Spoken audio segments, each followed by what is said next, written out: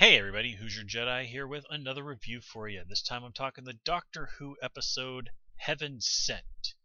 Now, we were one episode away from the season finale, and this episode was written by Stephen Moffat.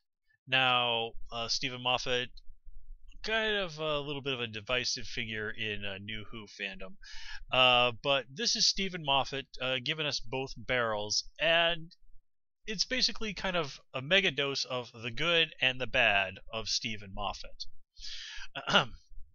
So Moffat, as I've said in my reviews over the years, he's one of those guys that really is big on ideas. He's very good with he's a very good ideas person, but he's one of those people where if you really kind of put what he's doing under the microscope and really look at it, it doesn't always hold together very well. He's really big on those emotional beats and all of that, and that's all well and good, but the logic and the storytelling, the structure necessary to support those things is not always there. And at the end of the day, this is very much a high concept episode. And high concept episodes of stories are always very risky. If your concept doesn't work out, then your story is basically tanks. And I have to say, I don't usually like high concept stories. I generally like stuff that's a little bit more straightforward.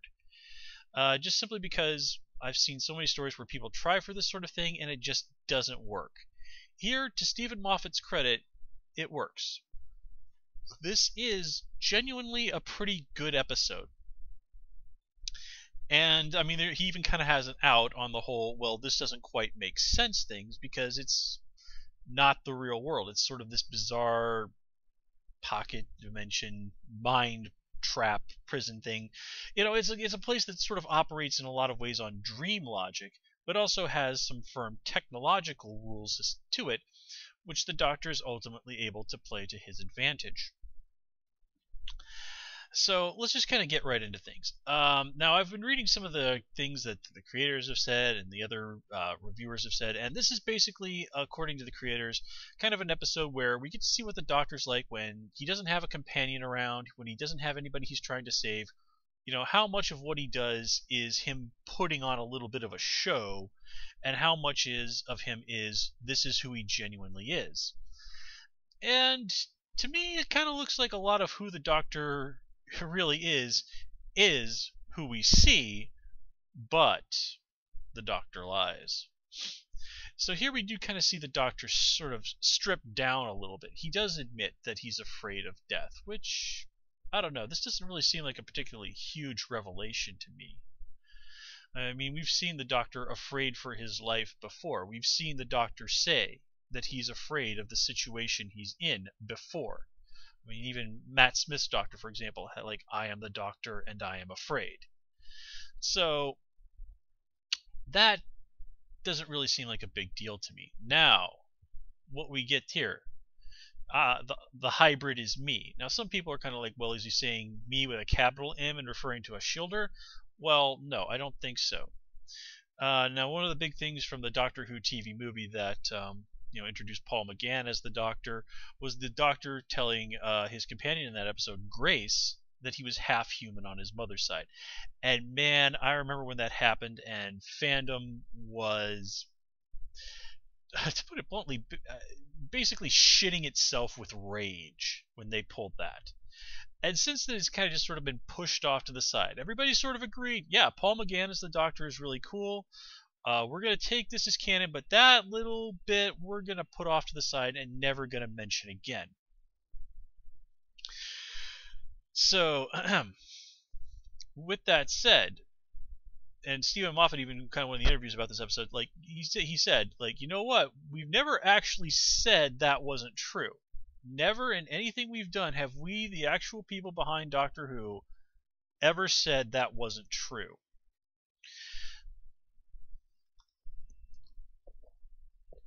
Which is kind of the opposite of my perception. I kind of just assumed that because the fandom had just so divorced themselves from the fact, that so had the official creators.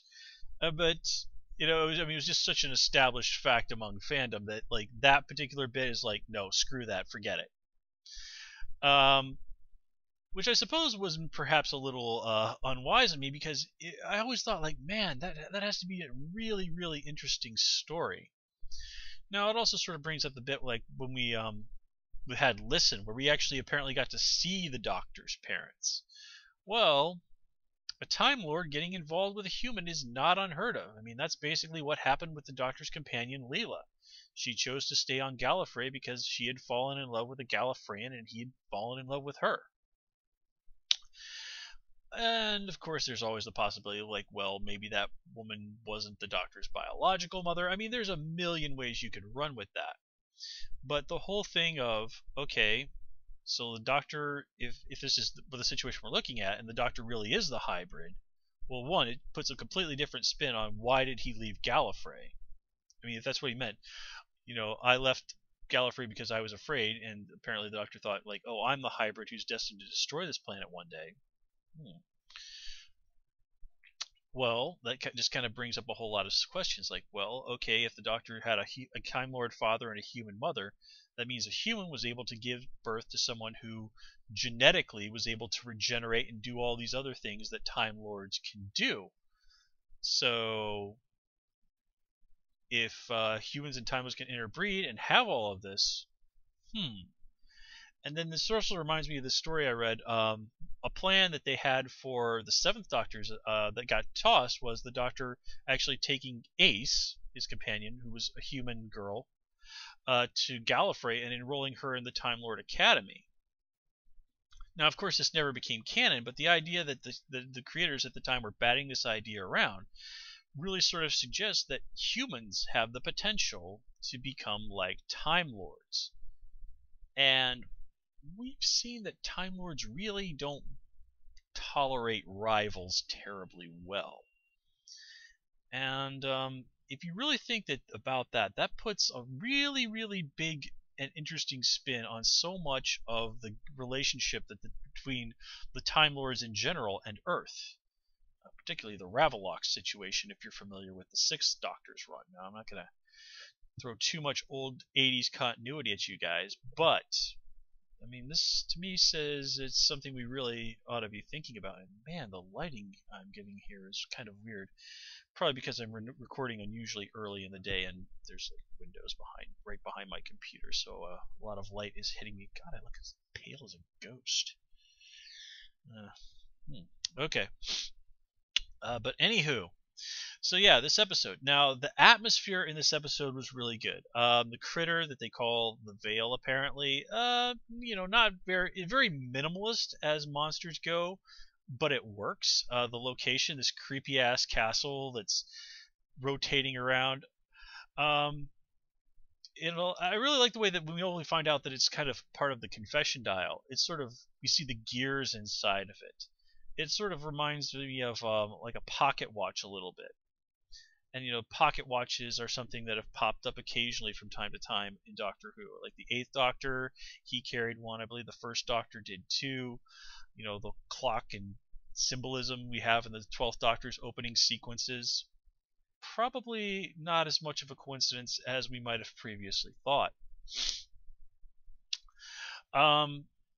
And just sort of seeing the Doctor run around in that whole place. I mean, it's creepy stuff.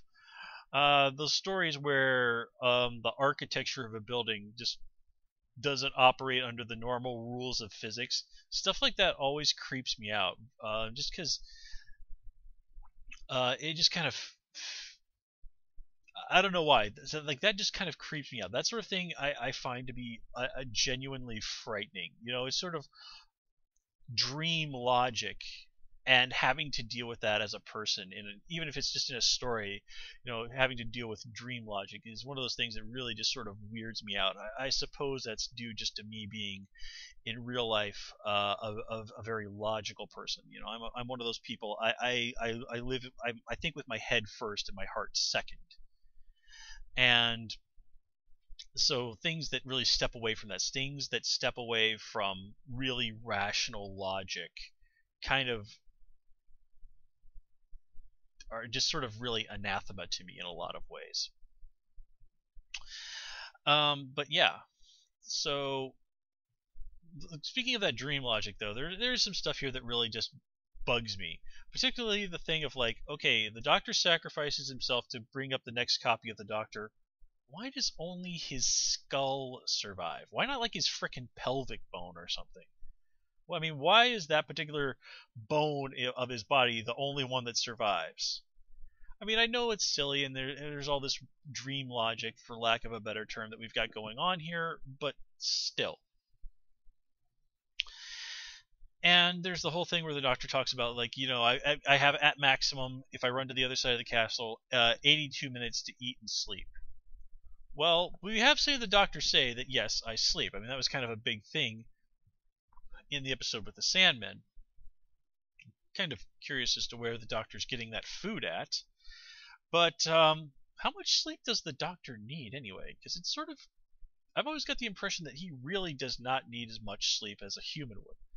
But, again, these are little quibbling details.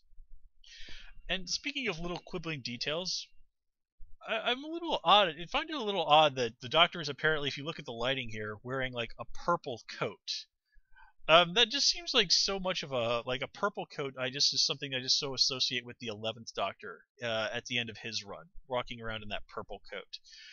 Now, granted, the Doctor has sort of stepped away from his sort of very Third Doctor-ish black outfit quite a bit over time, but still, I don't know. Purple, I guess, is just a color I associate with the 11th Doctor. And I was kind of a little disappointed that the whole thing where they're like, I'm in number 12. I was kind of hoping for something a little bit more in keeping with the 12th Peter Capaldi's Doctor being the 12th Doctor.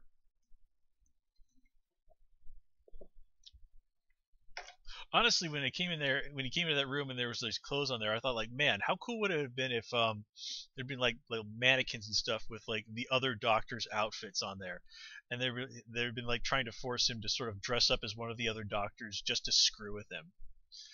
I mean, that really wouldn't have served any purpose in this story. It would have just been pure fan service, but I don't know, that's just an idea that came into my head, sort of forcing one of the Doctors to dress up as a previous incarnation of himself.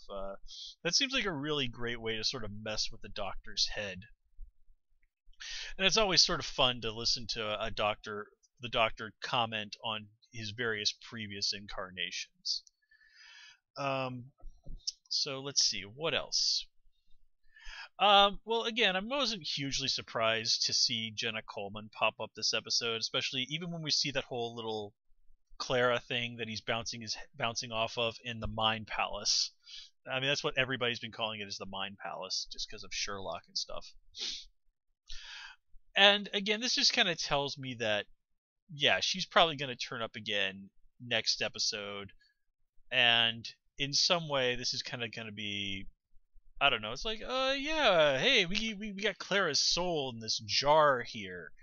Do what we want, and we can bring her back to life, because Time Lords can do that. They frickin' resurrected the Master to fight in the Time War.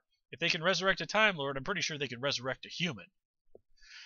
So, I mean, right there, there's the door back.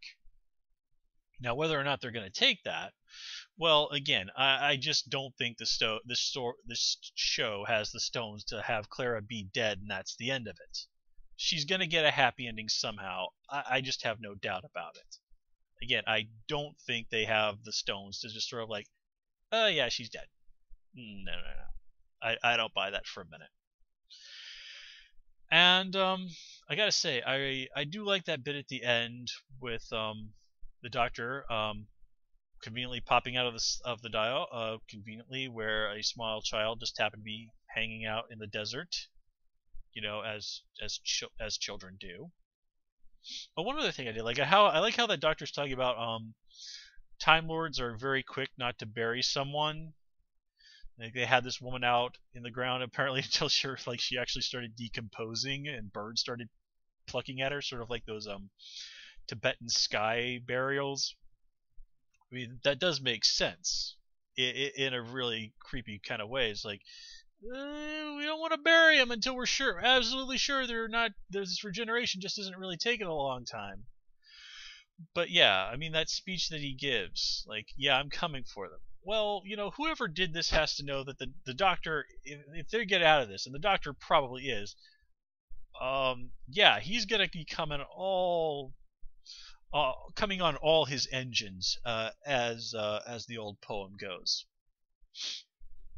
So you got to wonder why. I mean, what exactly is the motive on this? I mean, yes, to find out who the hybrid is, but I don't know. It just sort of seems like the Time Lords might be a little bit more interested in, like, hey, how do we get back to our universe?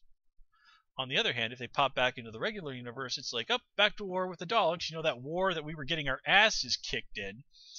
Maybe staying here in this pocket dimension isn't so bad. I don't know. There's just so much of what's going on in this episode is really going to hinge on additional information that we get in the next episode. I mean, this is unofficially, in a lot of ways, a two-parter. So it kind of feels like I can't really give this as complete of a review as I'd really like.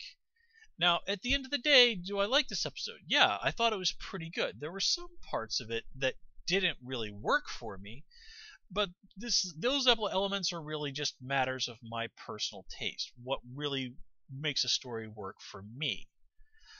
Taste, after all, is subjective, despite what an annoying number of angry people on the internet will tell you. But we'll save that for another time. So, yeah, we're going to have to see, folks, just how this all pans out next episode. But as a ramp up to the season finale, this episode works very, very well. It raises a lot of really interesting ideas. And while I don't think the show has the stones to not give Clara a happy ending, I will give it points for going back and touching upon probably one of the arguably the most controversial idea ever expressed in Doctor Who, and doing it in such a way that makes you really go, In fact, I've even felt a little dumb. It's like, oh, I've never even considering that the Doctor is the hybrid thing, simply because it's just such an idea that is so hated among fans. So let's see what they have next week, guys. So until then, as always, please comment, rate, and subscribe. And of course, you can follow me on Twitter at Hoosier Jedi. Until next time, take care and have a good one.